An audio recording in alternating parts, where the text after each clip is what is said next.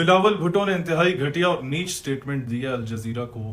I don't know it was slip of tongue یا وہ پھنس گیا تھا اس ہندوستانی جرنلسٹ کی باتوں میں. جرنلسٹ واز انڈین, لیکن یہ ان انٹینشنلی مجھے نہیں لگ رہا.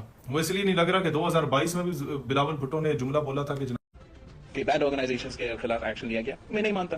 آپ کہتے ہو جناب علی جن دہشت گردوں کو آپ لوگوں نے, دہشت گرد سے مراد حافظ سعید اور مسعود اظہر کا اس نے ہمارے لیے تو مجاہد ہے, جن دہشت گردوں کو انہوں نے کہا ریاست نے کہ ہم نے گرفتار کیا, انہوں نے گرفتار نہیں کیا. میں نہیں مانتا انہوں نے اسے ریاستی تحویل میں لے لیا. میں کہتا ہوں کہ نہیں, آپ نے ان کو پروٹیکٹیو کسٹڈی میں ڈالا ہے تاکہ انڈیا ان پہ حملہ نہ کر دے, انڈیا کا جہاز ان کو نہ اڑا دے. اس حد تک بدبختی کی علامت یہ لوگ رہے ہیں. 2022 کی 3 سال پہلے کی سٹیٹمنٹ اور کل کی سٹیٹمنٹ جناب علی کی یہ ہے جو پاکستان کی ترجمانی کرنے گئے تھے بین الاقوامی سطح پہ. انہوں نے کہا جی انڈیا ہمارے ساتھ تعاون نہیں کر رہا. UN designated terrorists who live in Pakistan, Masood Azhar and Hafiz Saeed. وہ تعاون کرے, کچہری میں ثبوت لے کے آئے. If India is willing to be cooperative in that process, I'm sure تو ہم یہ دو جو انڈیویجولز ہیں یہ there will be no hurdle in extraditing any individual of concern. اس کو دینے کو تیار ہوں گے, مولانا مسعود اظہر اور Hafiz Saeed. It's someone like Masood Azhar or Yes.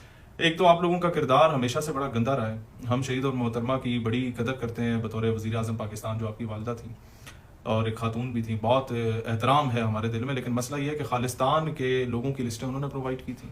اور آپ کے نانا جان جو ہیں ان کا بھی ہم بڑا احترام کرتے ہیں کہ ہمارے آنریبل پرائم منسٹر رہے تھے بدقسمتی سے, لیکن بنگلہ دیش کو انہوں نے توڑا تھا. رہی صحیح کسر آپ پوری کر لیجئے گا کہ ہم جناب جو لوگ زلزلہ زدگان میں اور سیلاب متاثرین ہوتے ہیں ان سب کی مدد کرتے ہیں, ان کو انڈیا کے حوالے کریں گے.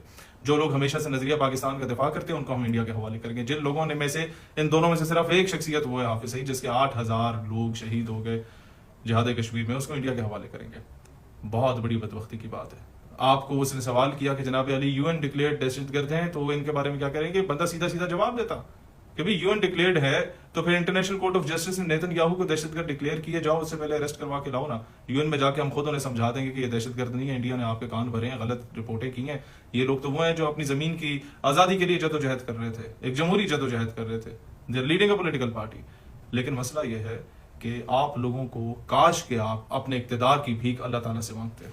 آپ لوگوں نے اپنے اقتدار کی بھیک مانگنی ہے امریکہ سے. خواجہ آصف صاحب اور اسحاق ڈار صاحب کے بھی جو کل اور پرسوں کے بیانات ہیں وہ یہی ہیں کہ ابراہیم ایکارڈ جو ہے اس پر پاکستان اپنے مفاد میں جو بہتر ہوا وہ فیصلہ کرے گا. یہ کب سے آپ لوگوں نے قائد اعظم سے بڑے مفتی اور فلسفی بننا شروع ہو گئے.